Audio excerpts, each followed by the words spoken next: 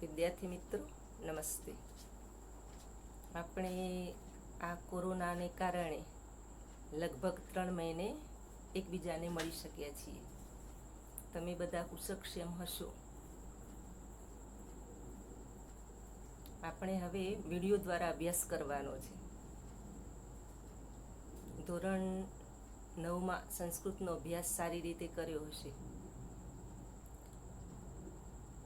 હવે તમે બધા ધોરણ 10માં જે સંસ્કૃત વિષય રાખનાર બહોળી સંખ્યામાં દેખાવો છો, જોવા મળો છો. તમે આ વિષય રાખ્યો છે એનો મને ખૂબ ગર્વ છે, કારણ કે આના દ્વારા સંસ્કૃત ભાષા અને સંસ્કૃતિ, ભારતીય સંસ્કૃતિને આપણે ઉજાગર કરી શકીશું.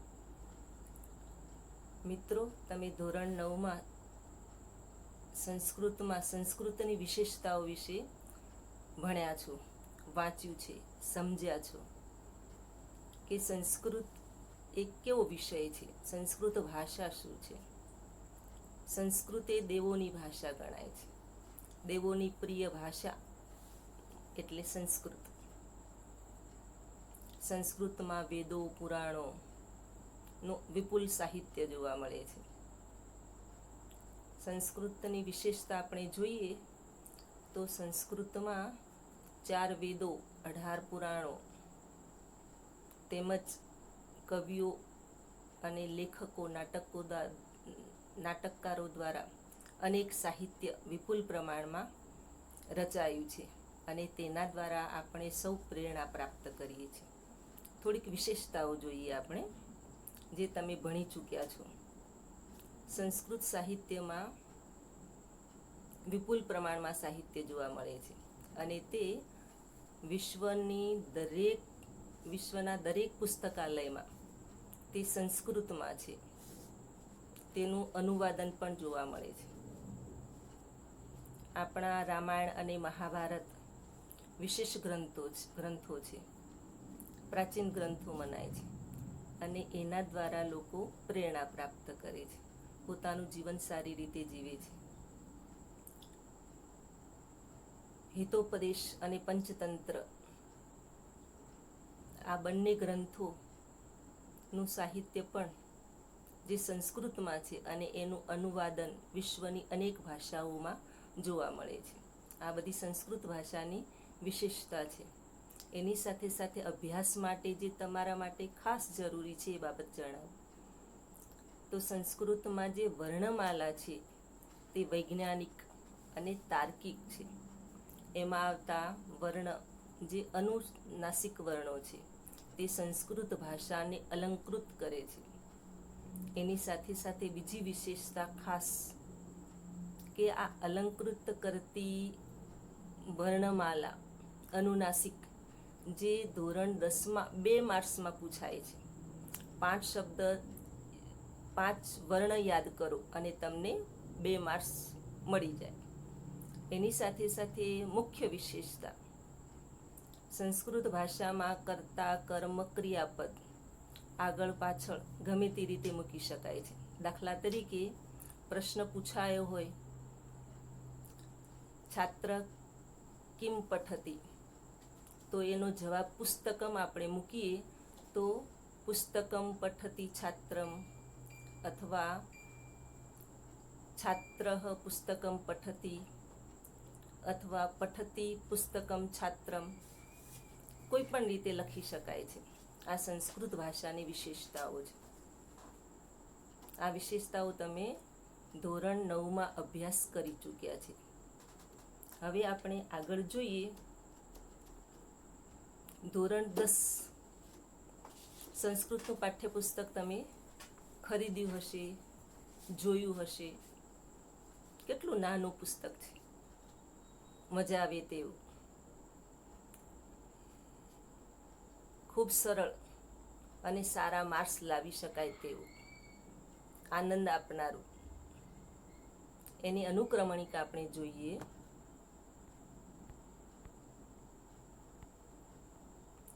એમાં 20 પાઠ છે. 8 પદ્યપાઠ, 8 ગદ્યપાઠ અને 4 નાટ્યાંશ. આ 20 પાઠમાંથી 71 માર્ક્સનું પૂછાય છે.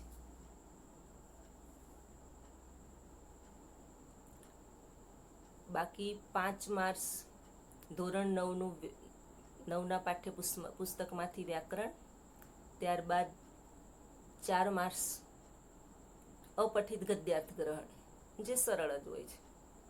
હમણાંનું રિઝલ્ટ આપણે જોઈએ, આજે જ રિઝલ્ટ આવ્યું અને એમાં દરેક વિદ્યાર્થી સારા ગુણ મેળવીને પાસ થયા છે. 90થી ઉપર માર્ક્સ લઈ આવનાર યાને A1માં સંસ્કૃતમાં ઘણા બધા વિદ્યાર્થીઓ જોવા મળે છે. એટલે સંસ્કૃત જે વિદ્યાર્થીઓ રાખ્યું છે એ ખૂબ સરસ માર્ક્સ લાવી શકશે. હવે આપણે અભ્યાસ તરફ આગળ વધીએ. પાઠ્યપુસ્તકમાં પહેલો પાઠ છે સંવદદ્વમ. સંવદદ્વમ જે શીર્ષક આપેલું છે, જે કાવ્યના પહેલા શ્લોકના ઋગ્વેદનો શ્લોક છે અને એનો એક હિસ્સો આપેલો છે.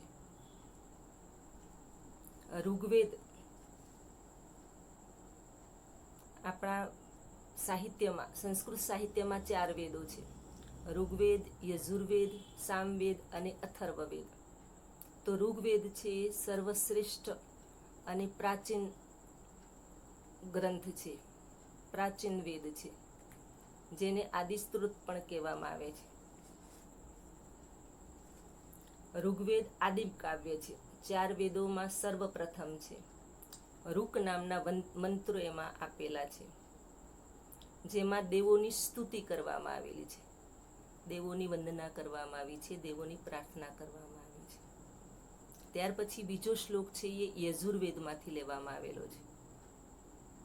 યજુર્વેદ જે યજ્ઞ ઉપયોગી યજુસ મંત્રો આપેલા છે, જેમાં લોકોની પ્રાર્થના સાથે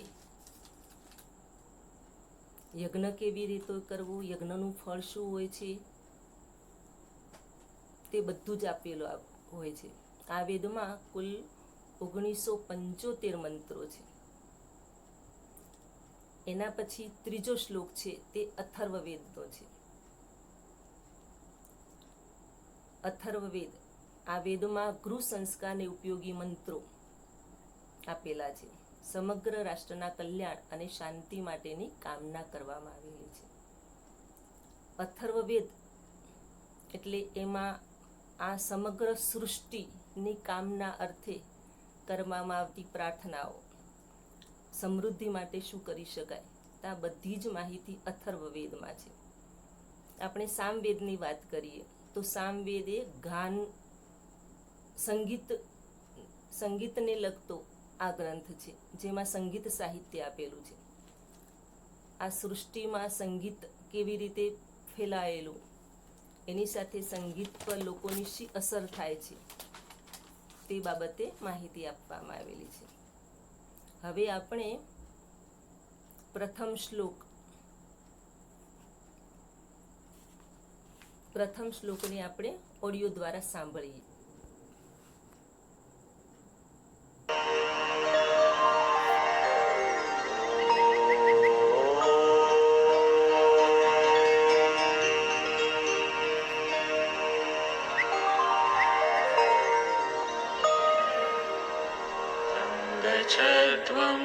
संवदध्वं संवदध्वं संवो मनांसि जानता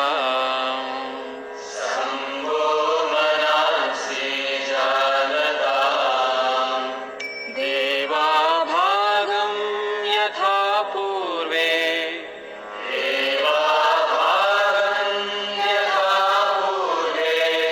संजानाना उपासते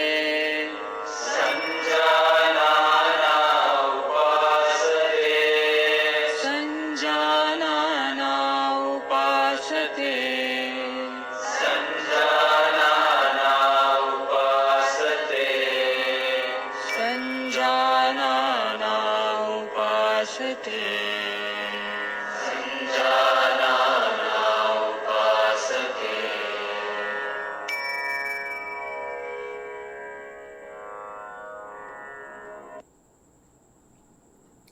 મિત્રો, ભારતીય સંસ્કૃતિમાં કોઈ પણ શુભ કાર્ય કરતા પહેલા આપણે મંગલાચરણ કરીએ છીએ. તો એમાં આ ઋગ્વેદનો શ્લોક એ આપણા પાઠ્યપુસ્તકમાં એક મંગલાચરણના રૂપમાં છે. અહીં કહેવામાં આવ્યું છે, સમગચ્છદ્વમ સંવદદ્વમ સંવો મનાંસી જાનતામ દેવા ભાગમ યથા પૂર્વે સમજાનાના ઉપાસતે. અહીંયા દેવોની વાત કરવામાં આવી છે. દેવો યાને બધા જ દેવો, કોઈ એક દેવની વાત નથી. અહીંયા દેવો શું કરે છે? યજ્ઞના હિસ્સાને બધા સ્વીકારે છે. દેવા ભાગમ યથા પૂર્વે સમજાનાના ઉપાસતે.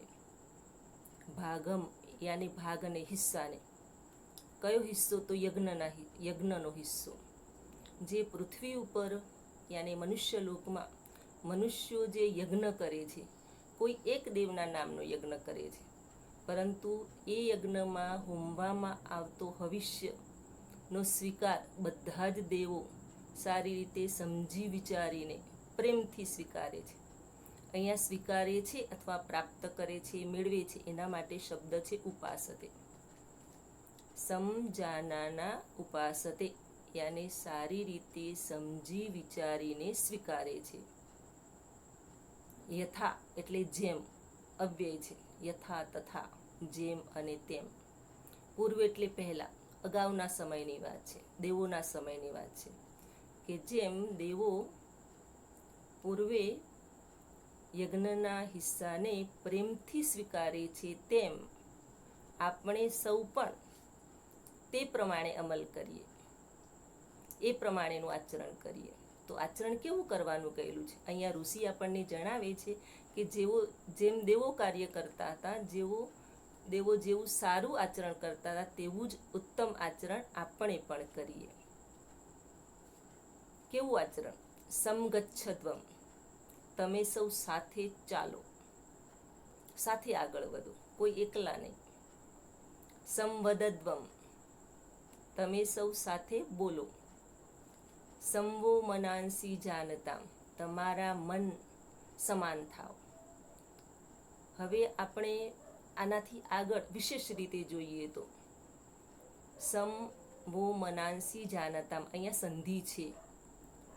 વહ મનાંસી, વહ વૈકલ્પિક રૂપ છે.